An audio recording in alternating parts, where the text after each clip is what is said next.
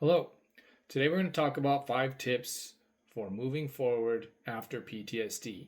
This video is in conjunction with my video series on moving forward after PTSD, specifically the video on steps 5 through 8. So let's get started. Step number 1, practice self-care. Prioritize your physical and mental well-being by engaging in activities that bring you joy and relaxation. So basically, you're just doing whatever makes you happy. If you like camping, go camping. If you like running, go running. If you like playing a guitar, go do that. The theory here is that you do it and you're happy. So when you're happy, you're going to want to do more of those things that make you happy. And therefore, you spend most of your time being happy instead of depressed or in a state of anxiety or something like that. Step number 2, build a support system. Surround yourself with understanding and compassionate individuals who can provide you emotional support. So as you were healing your PTSD, you probably have already built that. So maintain that. If those people have moved on, then build another support system of people that are supportive of you. And, to help you through those days that get tough sometimes or a specific moment that gets tough. Step number 3, and this is important. Set realistic goals. Break down your long-term goals into smaller, achievable steps to maintain motivation and track your progress. We're all guilty of this, including me. You go out, you set this giant goal, and it becomes very difficult to attain it, and so you quit. So the way to combat that is to break it down to much smaller steps. And what I mean by that is, say you want to make $100,000. So you're not going to walk out the door and make $100,000 in one day. So you break it down to much smaller steps. So say step number 1 is I'm going to save $1,000. So you go out and do what you need to do, however long you need to do it to save that $1,000. Then you've accomplished that first goal. You move on to step number 2. I'm going to take that $1,000, put it in the stock market, and turn it into $2,000.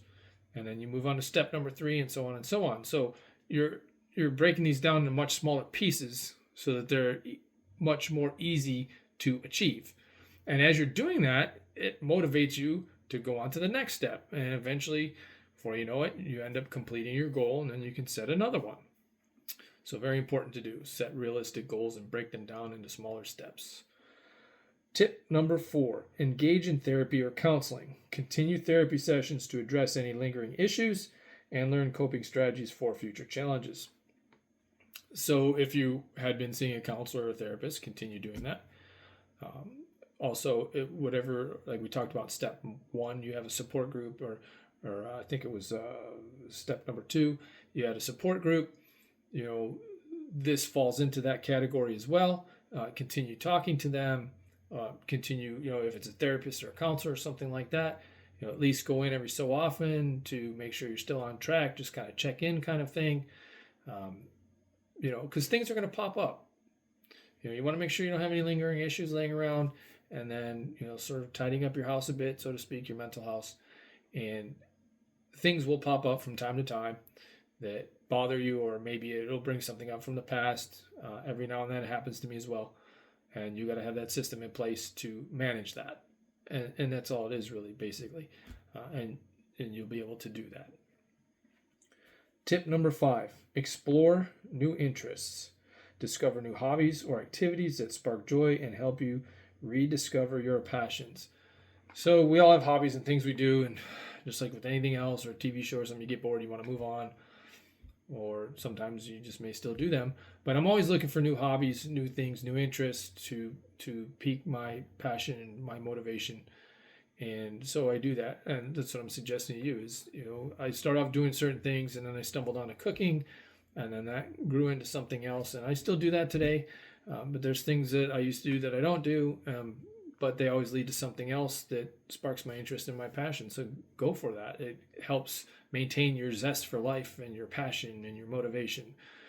So those are the 5 tips, all very important. They're very basic tips that you can use and easily remember. Don't forget to like and share my video and leave me a comment below. I always like to get those. If you wish to contact me in a more discreet manner, go to my website, robertsorakijr.com. You can go to my contact page and you can send me an email from there. Also, don't forget to check out my exclusive content page where I have all of my newspaper, radio, and TV interviews, my podcasts, my blog posts that I write. I put my videos there as well. And so if you want to check out that content and everything that I have there, go to my exclusive content page. If you so choose to purchase my books, you can go to my store page and do that there.